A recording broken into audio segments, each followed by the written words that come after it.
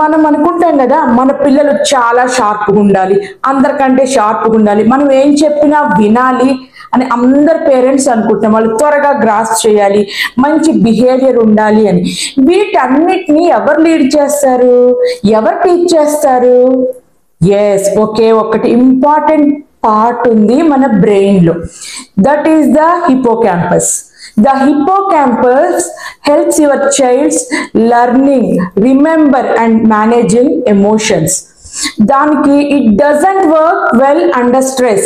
Two types of stress ఉన్నాయి అన్నమాట. What are the two types of stress? ఒక stress, మనం న్యూ ఫ్రెండ్స్ తో కలవడం కానివ్వండి, కొత్త వాళ్ళతో కలిసి వాళ్ళు ఎలా ఫీల్ అవుతారో ఏంటో అని చెప్పేసి అనుకుంటూ ఉంటాము. అదొక యాంగ్జైటీ ఉంటుంది. కొత్త స్కూల్లో జాయిన్ అవ్వటం, కొత్త friends, this the good stress only. అది మనం కానీ పిల్లలు కానీ మేనేజబుల్, పిల్లలు కూడా మేనేజ్ చేసేస్తారు ఆ స్ట్రెస్ ని.